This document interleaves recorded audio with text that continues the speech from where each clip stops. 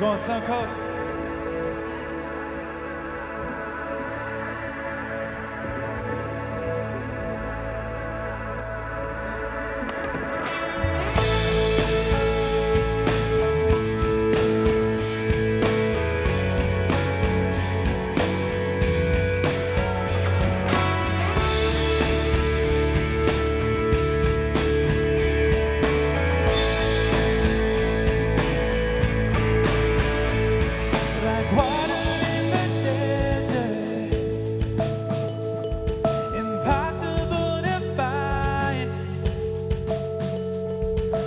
You found me when I was broken, put me back together, gave me life.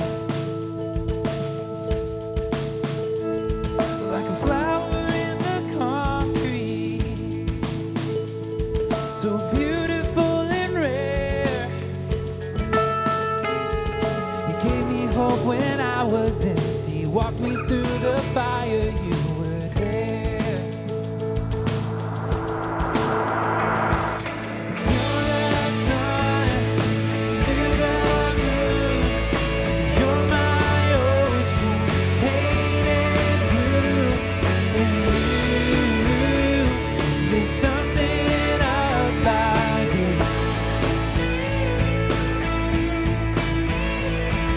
An angel in a nightmare.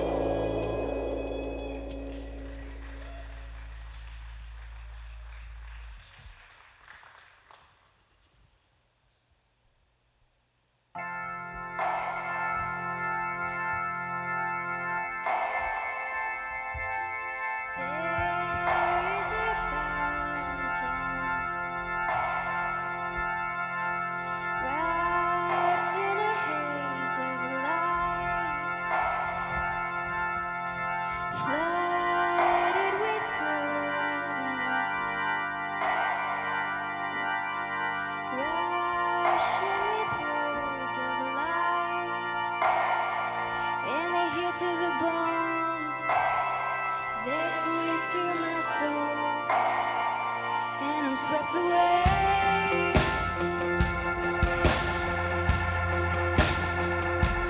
I am good, you say I'm good, and I am worthy, wanted, loved by. This is living, breathing proof that I am chosen, wanted, loved by. I'm undone with love for you. So go this morning, suncoast. There is a person, slide running through his hands, speaking with kindness, brimming with gentleness. When he is to the bone, he speaks straight to the soul, and I'm swept away. I am good, you say I'm good. I am worthy, wanted, loved by. This is living, breathing proof that I am chosen, wanted, loved by. I'm undone with love for you. And within all the joy, and through all of the waiting, I'm undone with love for you. And I could never forget the spirit that changed me. I'm undone with love for you. I'm undone with love for you. Are the Father, love rushing through your veins, warm and devoted, tenderness filled with strength, and you heal to the bone. You speak life to the soul, and I'm swept away.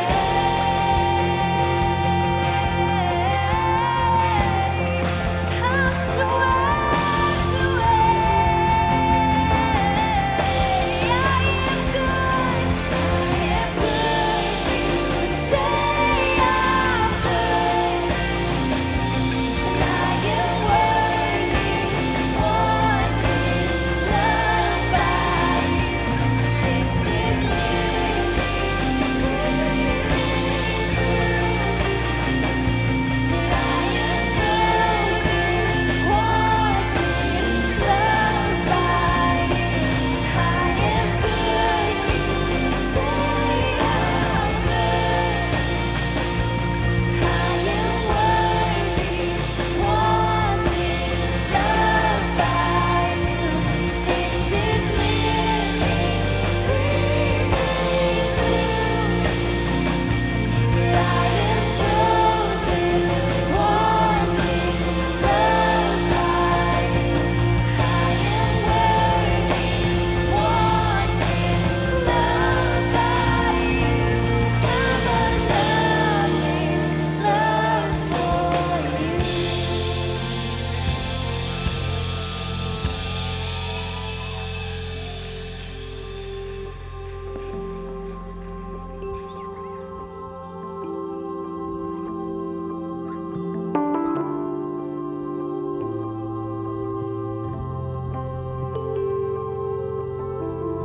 And give up a moment, take time just to own it. Let go of the fine line, your balance is forward. depth of a canyon, or voices in ocean. The past is so heavy, my arms are still open. My arms are still open.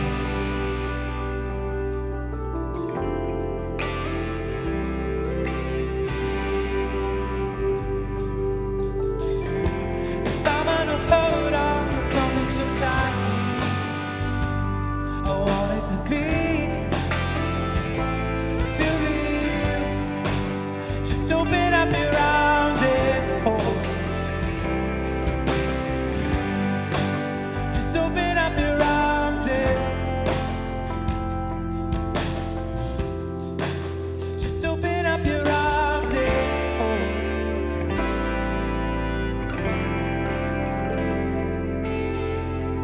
When the waves start to carry you out to the open, let my love be the lifeline as I pull her open. Let your love be contagious and shine in the darkness. Will you be the voice and I'll be the dry lands? If I'm gonna hold on to something so tightly, I want it to be you. Just open up your arms and hold. Just open up your arms and hold. Just open up your arms and hold. Just open up your arms and just open up your arms and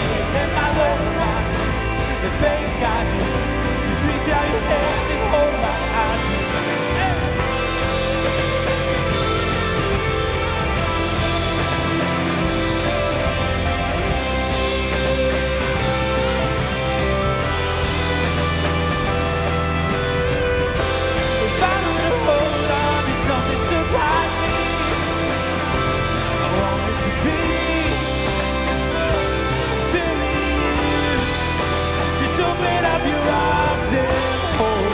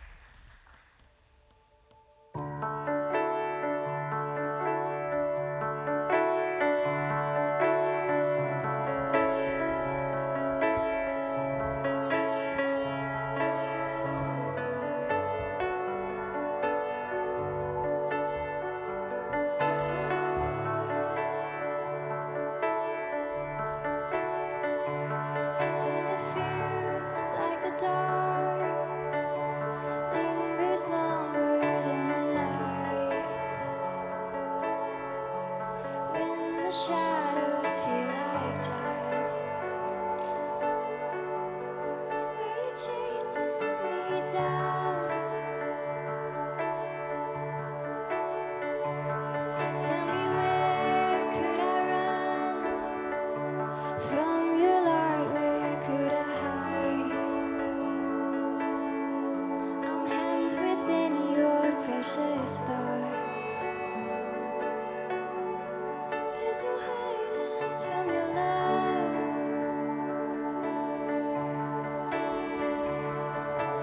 Highs and lows, Lord, you're with me either way it goes. Should I rise or should I fall?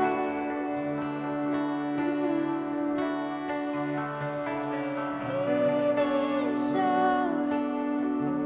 Lord, your mercy is an even flow, and you're too good to let me go.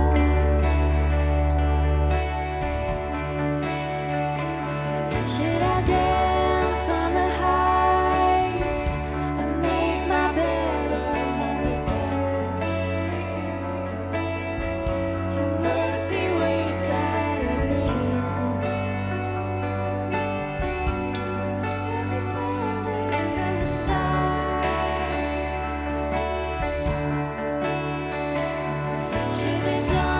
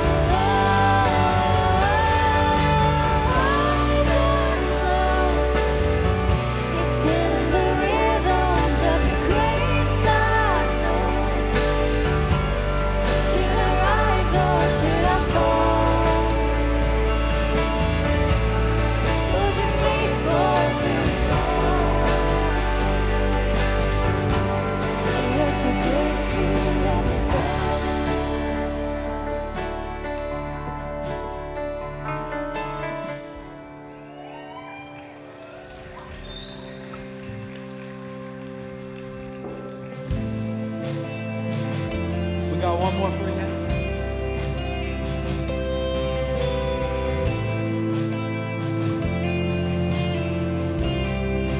Sing this out. There's a grace when my heart is under fire. Another way when the walls are closing in. And when I look at the space between where I used to be and this reckoning, I know I will never be alone. There was another in the fire, standing next to me. Was another in the waters, holding back the sea. Should I ever need reminding, I've been set free. It's a cross that there's no burden, where another died for me. There was another in the fire.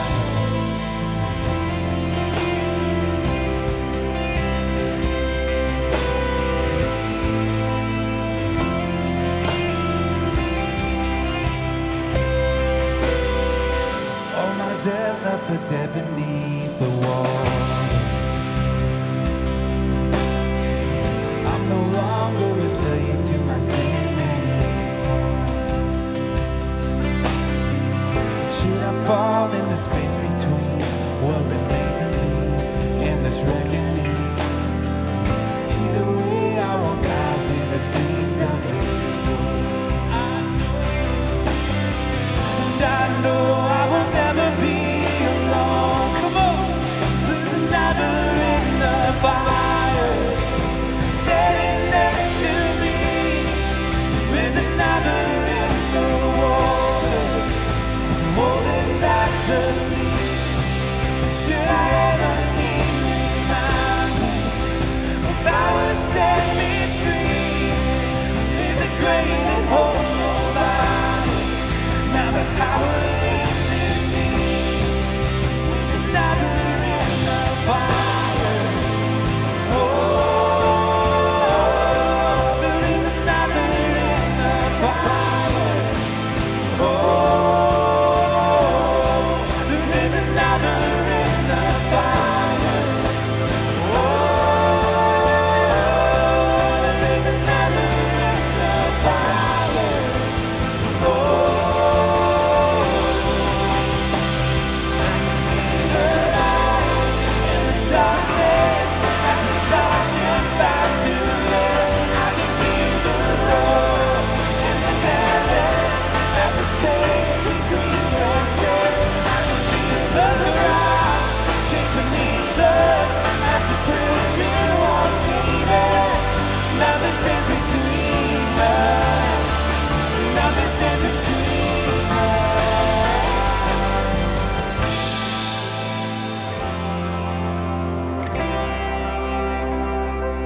Do you believe it this morning?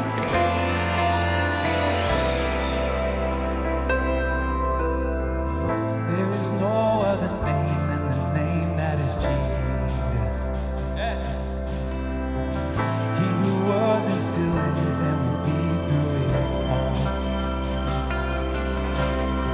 So come on, lay in the space between all the things I've seen and this reckoning. I know I will never be alone. Come on, hey. I know I will never be alone. Another in the fire, standing next to me. Another in the waters, holding back the seas. Should I ever need reminding?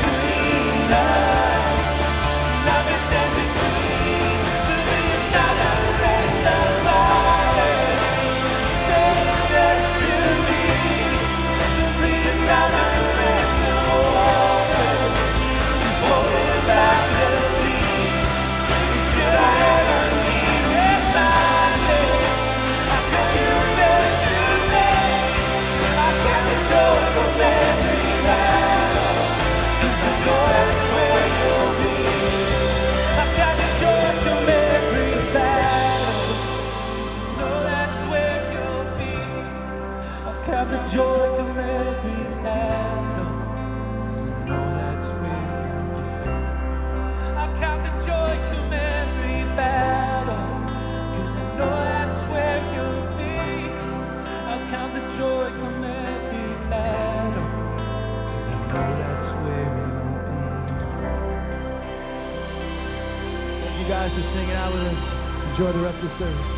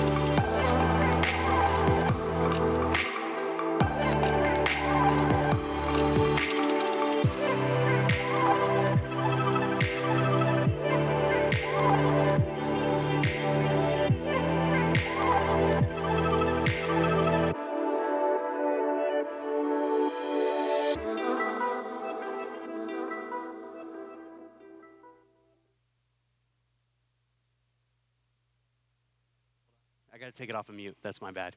Good morning, guys. How are you? It's good to be here with you. I'm Ricardo, and I've got a couple of announcements to get through before we get started. So first on the list is suncoastcares.com. For those of you who don't know, Suncoast Cares is our way of giving back to the community. We created this after the pandemic started, and we started getting stimulus checks. And some people were like, I don't need the stimulus checks. Is there a way that I can give back? And so we created Suncoast Cares to facilitate that. So 100% of the proceeds that go through that platform get donated, and just to help people that are struggling right now, whether they've lost their job or whatever. So we help with utilities and bills and stuff like that. So it's a great way to give back to the community, and it's been a very successful project so far. Second thing is orange picking. If you guys have not gone to the orange picking event that we're having, it's right down the road. You go down Hawkins, take a left. There's some great oranges out there, and it's $10 a bucket, so it's a great deal for a bunch of oranges. And then the last thing is sign up for oil change. We have our inaugural oil change in our new garage. It's a great brand new facility. We're really excited about it. So if you're in need of a free oil change, sign up in Grand Central. And that's it. So we have been in the series Values for a few weeks now, and today we were going to be talking about financial values. But before we get into that, we're going to start with the story of Zacchaeus from the Bible. It's verse 19. So Jesus entered Jericho and was passing through. A man was there by the name of Zacchaeus. He was the chief tax collector and was very wealthy. So for those of you who don't know, I want to set this up a little bit. Tax collectors in those days were not very favored individuals, as you can imagine. So Zacchaeus was a chief tax collector, so he's very wealthy, and he was in charge of multiple areas of Jericho.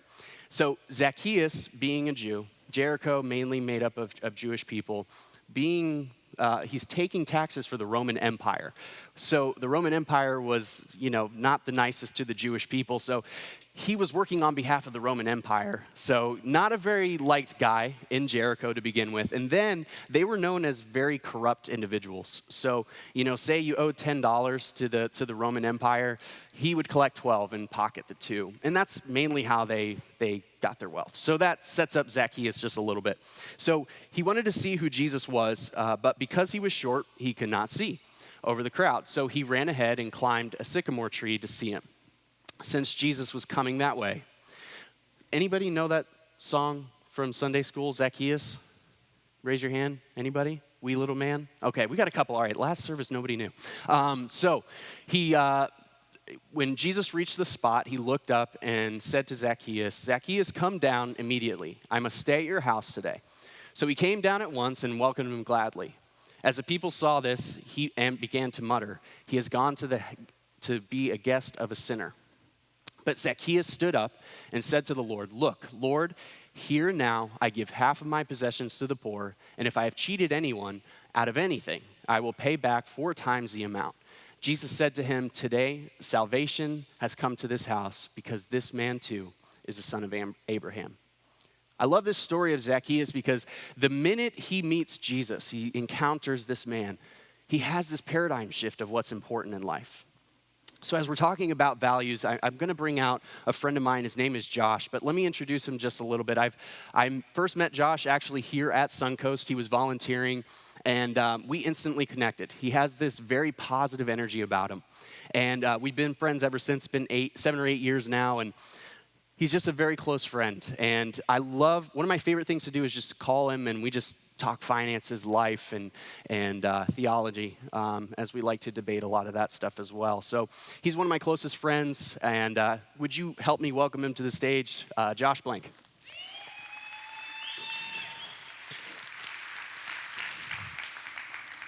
All right, Josh, you can have a seat here. Good morning. Well, thanks for doing this, man. Thanks for having me. So let's just get started. We're going to start with your story. So would you share some of your story with the people that don't know?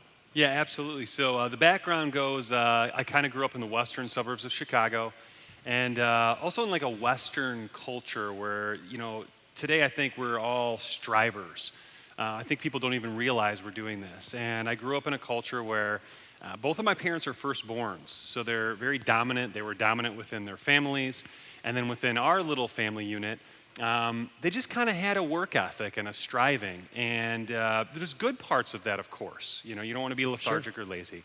But they really programmed me from a very early age, whether it be academics or athletics, wired for success, I would say. And so when it came to sports, for example, it was quickly lost on me the joy of playing the sport. I wasn't out there to soak it in. And have a good time. Yeah. And it was not about having a good time. No. It was about, productivity. How many points did you score?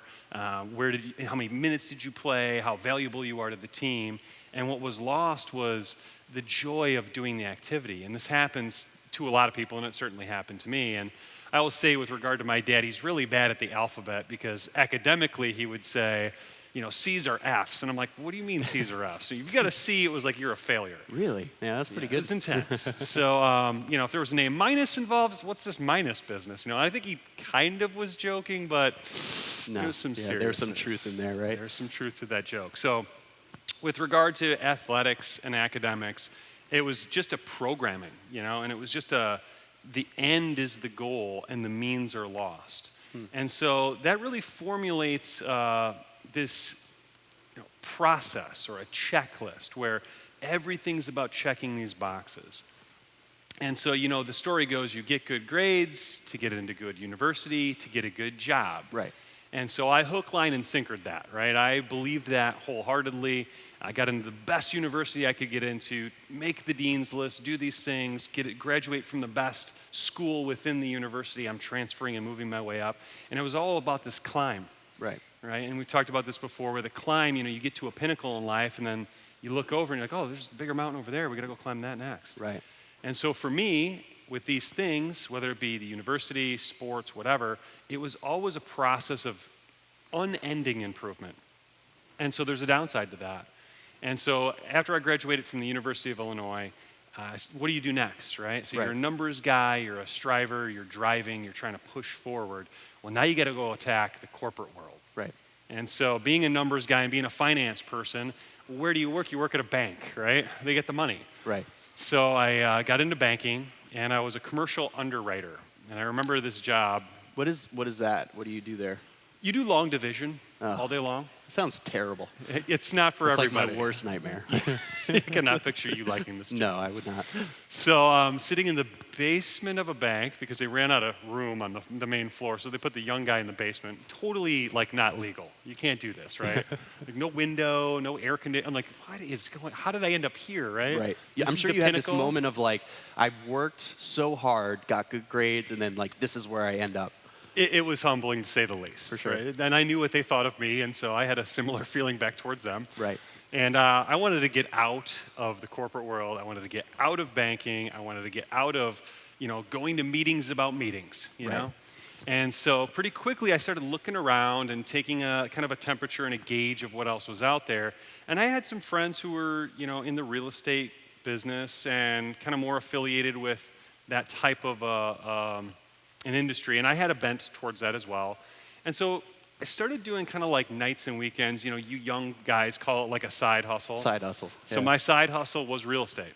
So I was buying these little houses nights and weekends, and I'm not handy at all. I have no skills, no trades, but I was fixing up these houses, kind of like fumbling through it. But I was good on the macro finance end of it. So I knew how to identify a deal. I knew how to like structure them so I could buy, fix, and sell or rent the property out. And it was a very lucrative business for me. And so what was like a nights and weekends side hustle became something where I would go to work in the morning and I'd be like, first of all, I want to jerk my car into oncoming traffic just to not go there, because it's that bad, right? And second of all, I just started saying, like, I'm losing money with opportunity costs not doing more deals. And so pretty quickly, I realized that this safe corporate world was an illusion. And my paradigm shifted to, I just got to work for myself. So 20 years later, I haven't worked for anybody in 20 years. Right. And that's different for a lot of people. A lot of people aren't wired that way, but that's how I was wired.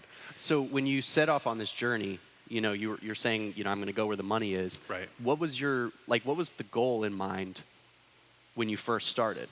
So of course the money is great, but really it was about freedom. It was, you got to be there at 7 in the morning, suit and tie, necktie to the moon, it drove me nuts. Right. So pretty quickly I realized that was not me, right? I could not do that realm. So it was freedom that I was after. I wanted to work when I was in the mode to work, punching a clock and sitting there zombied out half the time wasn't going to work for me.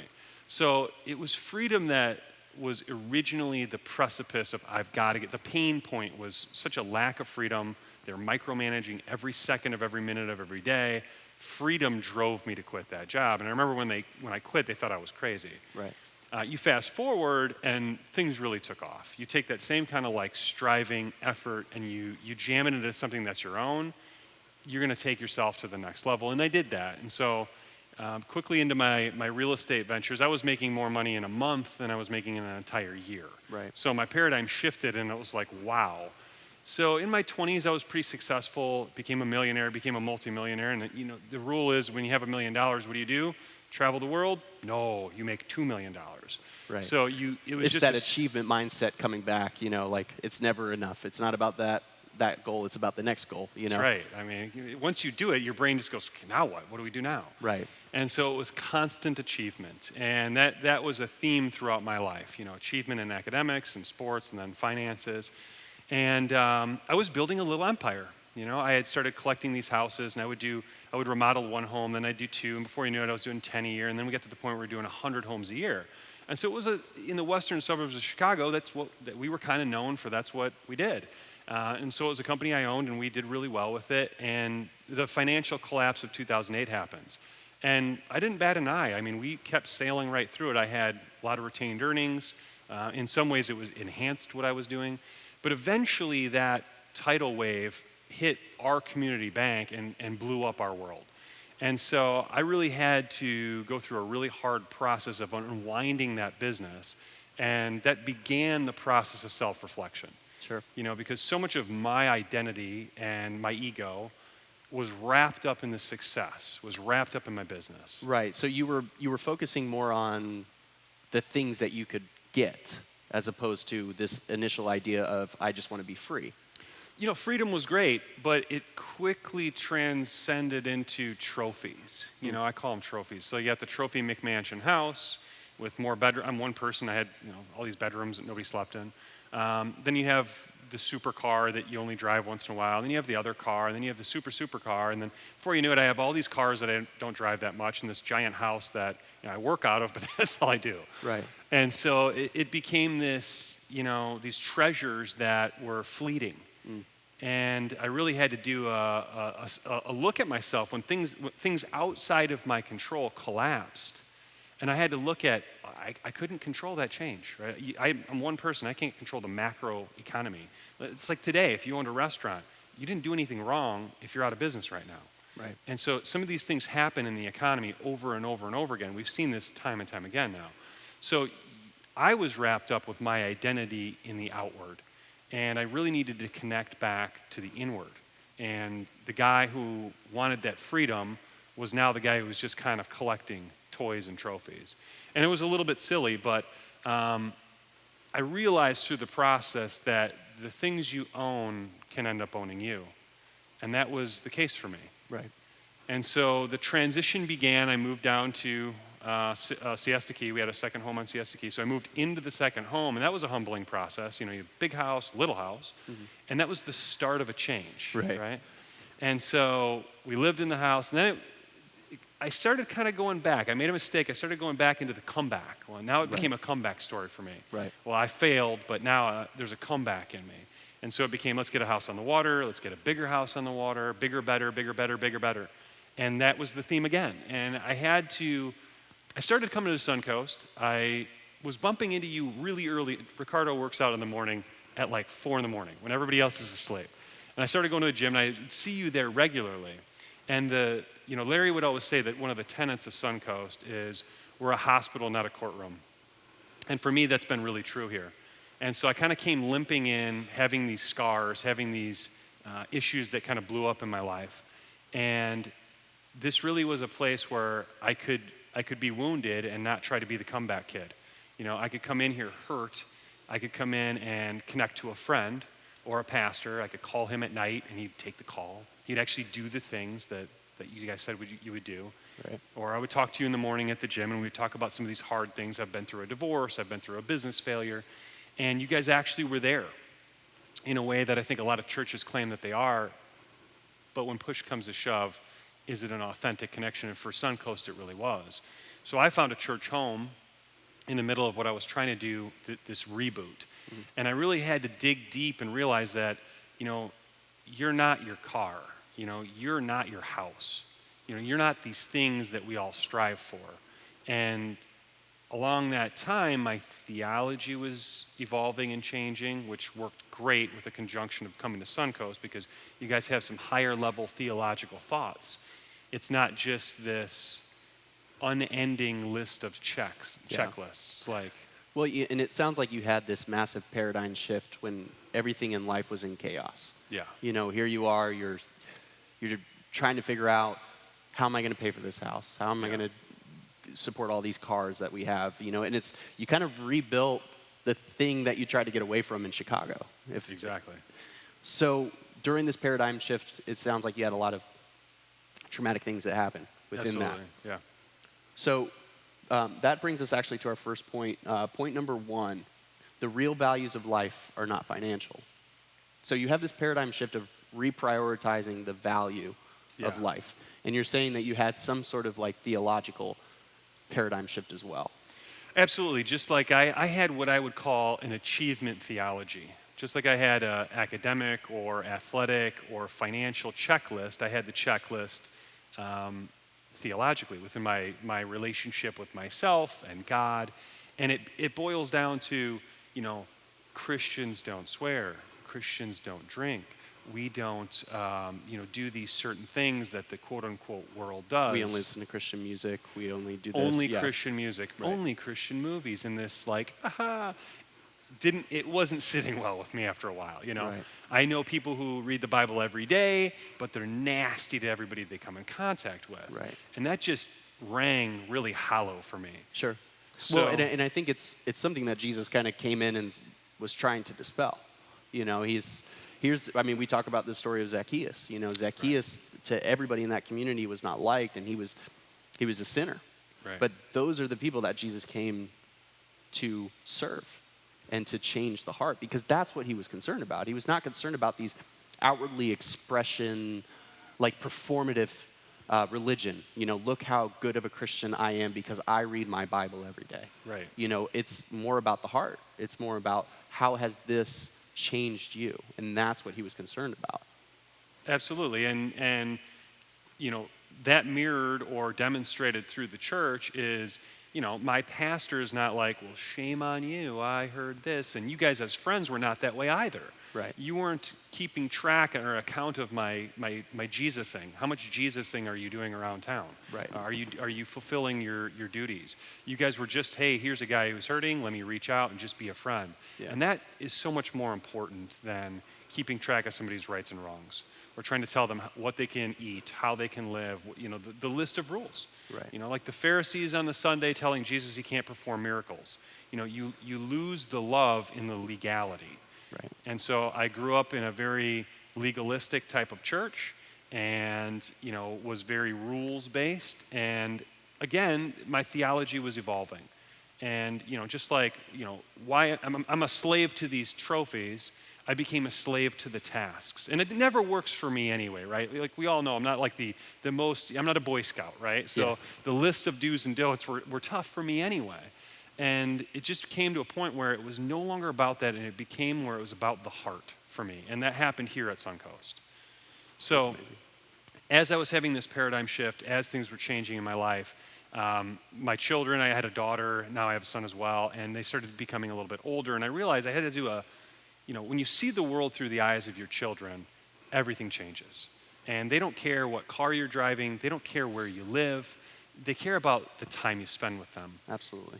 And you mentioned with your oldest daughter, it's not about how many times you take them to Disneyland, it's about what happens when you're there. And you had a cool story with her. So Laura and I actually talked about this a few weekends ago. We told this story. We're at Disney with our girls. It's hot. We got to wear a mask. The lines are massively long. So Laura and I are just not in a good place already. We're just kind of frustrated with the day. And, the girls are just going along, just having a blast. And we're just sitting at lunch, and Laura and I are pretty hangry at that moment. And so we're just kind of complaining. We're just like, I can't believe all of this. I can't believe we have to wear the mask. And Leighton just looks up while she's eating her pizza and is just like, I love my life. And it's just this really humbling reminder of just like, she's here in probably the most non-exciting thing we did that day was eat lunch. And she's just like, I love my life. It's just that appreciation. And those are the things, like you said, that she's going to remember. That time spent together. Absolutely. I think you're 100% right. So you go through this paradigm shift. Right. What does your life look like now? So it's completely different now. I'm very in tune. First of all, it's very strategic. I started reading a lot of philosophy, and I started, in particular, adopting a philosophy that I think works really well with our theology, and that's like a Stoic philosophy, the art of kind of letting things fall where they may, detaching from the ego, and practicing some of the things that you might be, so nervous about. Well, what if I'm not exceptional? What if I'm just average? What if I just do the essential things and not this exceptional chase of being special, right? And so the Stoics would do things like wear raggy clothes around town or sleep on the street. And they would very intentionally live a life that was beneath the stargazing, grinding, better stuff. Right. And so I'm intentionally doing that now. So I drive a very humble car. I have a very normal looking home in a very average neighborhood. And there's a freedom that comes with that. And, my teeth are not being ground out of my head because I owe millions of people dollars and we have projects all over Sarasota going well and bad and issues and people not showing up. And it's a better existence. Yeah. No, when you made this transition, I remember when you were talking about where you are now, I just remember saying, you're living your dream. Right. This is what you set out to do. You set out to be financially free, but also be free to spend your time the way you wanted to.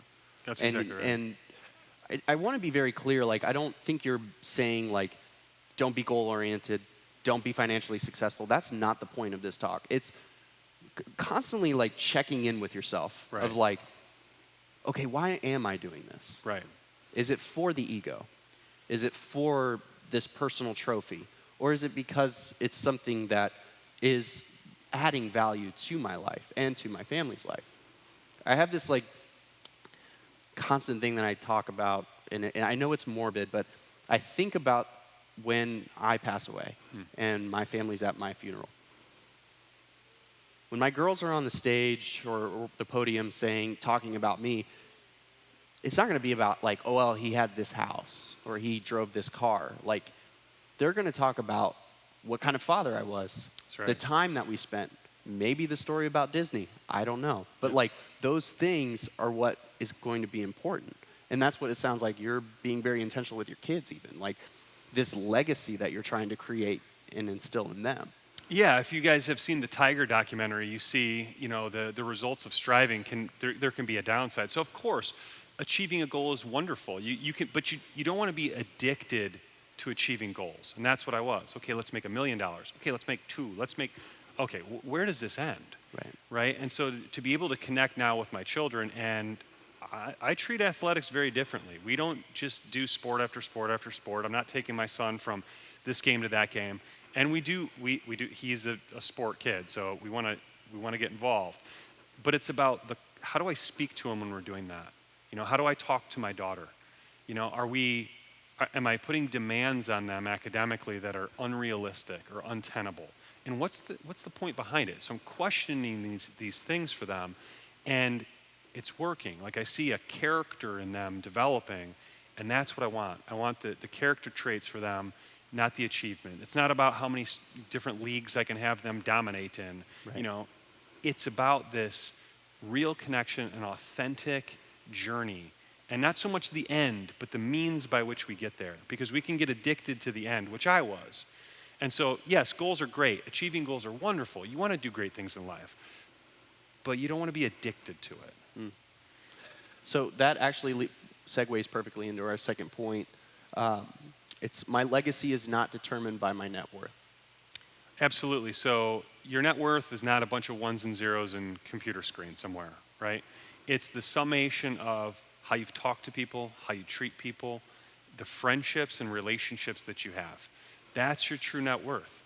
And one day we're all going to be gone, and probably forgotten. But the people that are here when we go are going to remember that person made me feel special about me because A, B, and C. Not what they drove, not where they lived, not even their exceptional work ethic. Right. Even that doesn't matter. How you talk to people, how you treat them, that's what matters. And so today things are very different. They look very different for me. And I'm not so concerned about chasing the exceptional, but really focusing on the essential. And the essentials in this life are far simpler, and we can lose the nuance and the beauty of life chasing the exceptional. And so today I have kind of a mantra, and it's not, I think we get addicted to doing more, right? Well, every guru is going to tell you this. They're going to give you the prescription You of gotta hustle more. harder. You gotta grind You harder. gotta drive. Yeah, you gotta grind. You gotta wake up at 4, 3, 2. It's too much. It's like nobody needs to. I don't need to tell you to work out more, right? And you don't need to tell me to work harder, right? We need to do less better, in my mind. And we need to focus on the essentials in life. And for me, I'm just talking to myself here, doing less better looks like not getting my kids into more sports, but being able to be there when something goes wrong during the game. Or being able to actually go through my homework with my daughter, not yell at her that it's not an A, but say, let's see, well, this question's kind of worded kind of messy. I could see where you went with this. Taking that time, that's less but better. And so that's kind of how I'm living today. It's a very different kind of life. And if I had any advice for anybody here, myself in the past, you, and that'd be to, do yourself a favor and have good self-care, right? And I have things today that I never had in the past. And what is that? Enough. And I think if you can live a life where you have enough and the things around you are enough, you truly will find that freedom and that contentment. And that's a success. Well, Josh, that was very profound. Thank you. Well, would you join me in thanking Josh for coming on stage today with us? It's been a pleasure and an honor. Suncoast, let me pray with you real quick, and we'll wrap this up.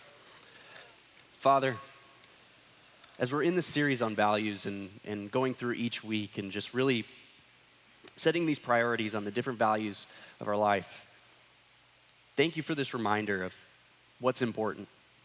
It's the time that we spend with our kids. It's the legacy that we build with them.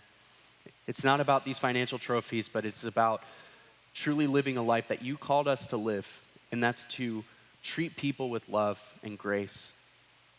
Father, we thank you for this community, for this church, and we love you. Amen. Suncoast, it's been an honor and a pleasure. We'll see you next week. Bye.